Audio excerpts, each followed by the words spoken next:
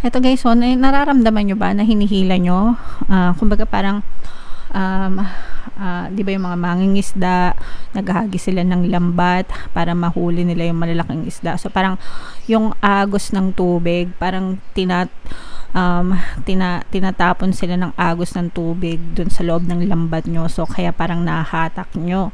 Nahahatak talaga guys parang feeling ko very magnetic kayo sa swerte, no? Magnetic ka sa swerte.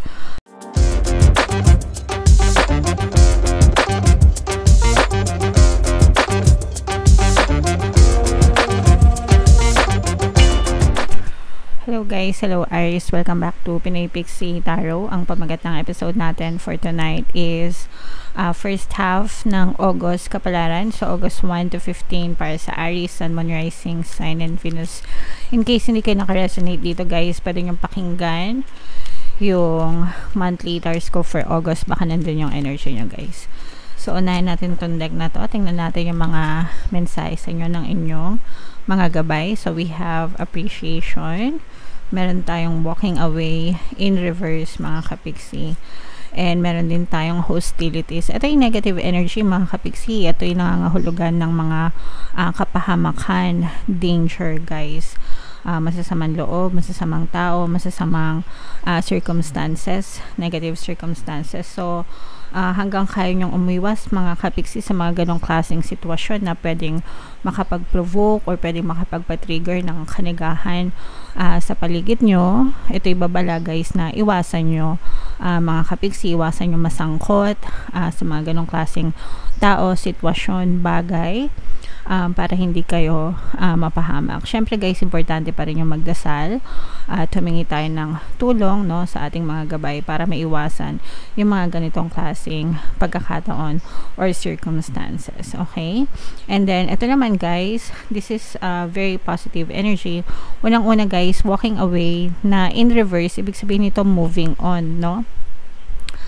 Naka-move on na kayo guys dun sa mga, again, negative circumstances, sa nangyayari sa buhay nyo, sa mga negative experiences nyo, yung mga emosyon na dala nun mga kapiksi, no? Kasi syempre nag-iwan ng negative emotions, nag-iwan ng impact,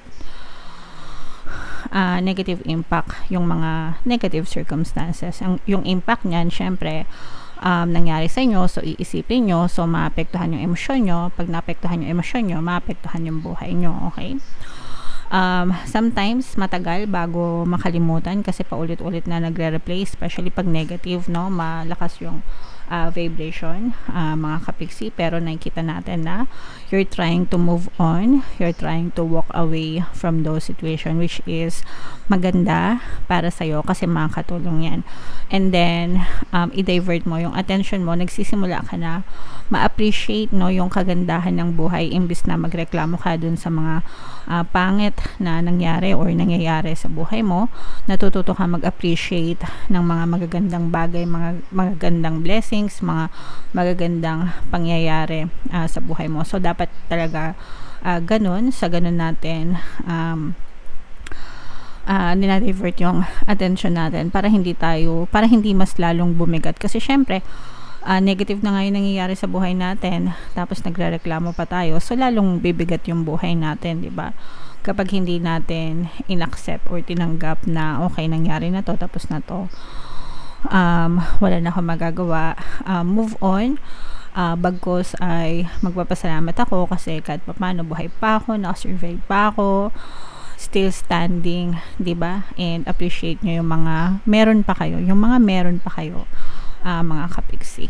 Okay? The more na na-appreciate nyo guys yung mga meron pa kayo, yung mga blessings nyo, yung mga magagandang natitira sa buhay nyo, the universe will give you more and more blessings pa to be grateful for guys. Okay? So that's why it's very important talaga na matuto kayong magpasalamat mga kapiksi. Okay? So comment down below, Aries, if feeling nyo nakaresonate kayo dyan sa mga messages na yan.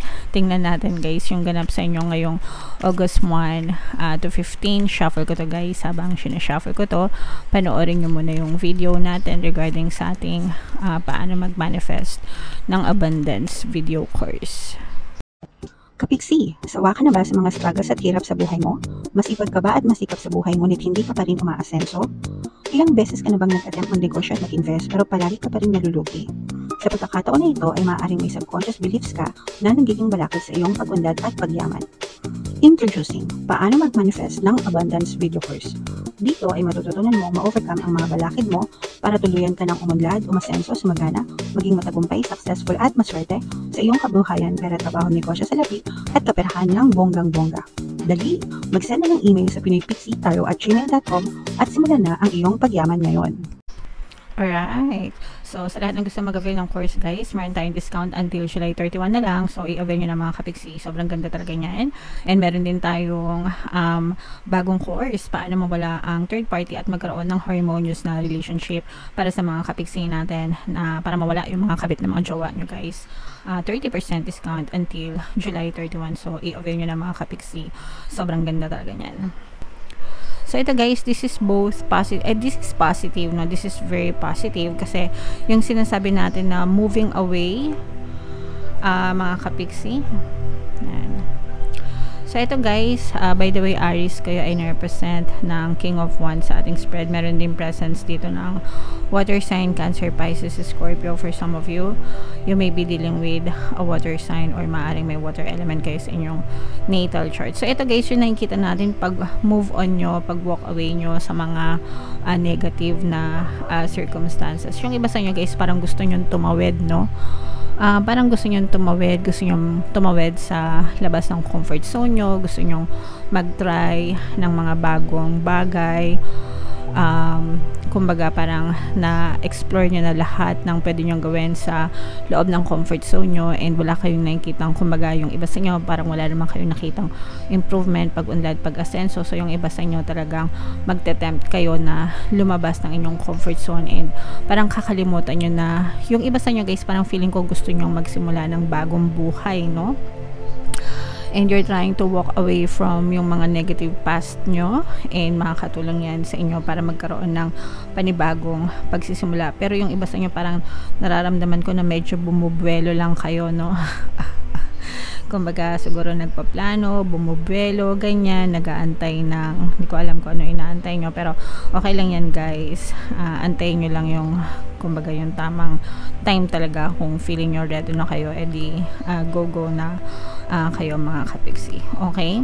And nakikita natin na ito, this is the energy of good luck, good fortune, swerte. May mga bagong kontrata guys, agreement, project, no, na maaaring ito mina-manifest nyo to mga kapiksi, no? You're trying to manifest new job contracts, mga bagong projects, kahit ano guys, kahit employer kayo, kahit negosyante kayo, kahit nasa sales kayo guys, parang mina-manifest nyo to mga big clients, big projects to come para sa inyo. And parang hinahatak, no? Parang nararamdaman nyo, nagagets nyo ba yung sinasabi ko? Parang hinahatak nyo paloob sa inyo, paloob, hinahatak basta hinahatak nyo siya, parang nahahatak siya na parang magnet para sa inyo mga kapiksi. And etong mga kontrata na to guys, kapag ito ay na-push, natupad, nagkatotoo, ito yung magdadala ng magandang swerte sa buhay nyo. Kumbaga parang dito na magsisimula yung pag-ikot ng magandang swerte sa inyo. Kung may mga negotiation kayo na nilalakad, mga nililigawan na kontrata, mga nililigawan ng mga kliyente, guys, yan, mapupush yan. And yung mga inaantay nyo ng mga documents din, kung meron kayong mga nilalakad na dokumento, mga kapiksi, konting pasensya lang, no? Parang sinasabi dito na magantay lang kayo, konting pasensya pa, dadating pasasaan ba, at dadating yan, kumbaga mahahawakan nyo rin siya sa inyong mga palad, mga kapiksi. Sa relationship, nakikita natin na very harmonious din guys, no? Yung inyong relationship, sa mga may relasyon, sa mga may partner or specific person, nakikita natin dito na maganda din yung takbo ng inyong connection with your partner or specific person guys. So both sa money and sa relationship guys, nakikita natin na maganda yung takbo ng energy nyo. So, ito guys, i-mind nyo na yan guys sa comment section. Mind, harmonious relationship. Mind, magandang relasyon. Mind, swerte, no? Swerte sa pag-ibig, swerte sa pera, swerte sa mga kontrata, manifestation, swerte sa mga manifestation. So, i-mind nyo yan guys sa comment section. Deserve nyo talaga yan, mga kapiksi. Okay? So, what else guys? Ayan, no guys, mga malalaking isda talaga yung mabibingwit nyo, no? Ito guys, so, nararamdaman nyo ba na hinihila nyo? Kumbaga parang di ba yung mga mangingisda, naghahagi sila ng lambat para mahuli nila yung malalaking isda. So parang yung agos ng tubig, parang tinatapon sila ng agos ng tubig dun sa loob ng lambat nyo. So kaya parang nahatak nyo. Nahatak talaga guys parang feeling ko very magnetic kayo sa swerte, no? Magnetic ka sa swerte, mga kapiksi ngayong August 1 to 15. So grabe, i-mind nyo yan sa comment section. Mind, magnet ng swerte. Yeah. Ayan, no? Huling-huli nyo talaga. Guys, mabibingwit nyo talaga yung malalaking isda. At saka very charming, no? Parang very charming. Parang nahahalina, especially sa mga sales, mga kapiksi, kung kayo ay nasa sales or freelancer, yung mga independent, no? Although sa mga employers, ganun din. Kasi sa mga empleyado, employee. Sa mga employee, no? Sa mga empleyado, parang nahahalina sa inyo yung mga kliyente nyo, yung mga boss nyo, yung mga kasamahan nyo sa trabaho. Parang meron kayong oozing charm. Yeah. Parang kahali-hali na kayo, blooming, ganyan, na ang ganda-ganda ng relationship nyo, sa trabaho nyo, and ang ganda-ganda ng aura nyo. So, parang naaakit nyo yung magandang swerte sa trabaho. Ganun din, especially guys, sa mga sales, sa mga negosyante, sa mga nagbebenta, nagtitinda, sa mga freelancers, no? Parang napaka-magnetic nyo talaga. Yun talaga yung keyword para sa inyo, is magnetic charm, no? Parang naaakit, nahahatak nyo talaga guys yung swerte ngayong August 1 to 15. So, guys, sabi ko nga sa inyo, i-mind nyo na yan sa comment section. Huwag nyo nang pakawalan.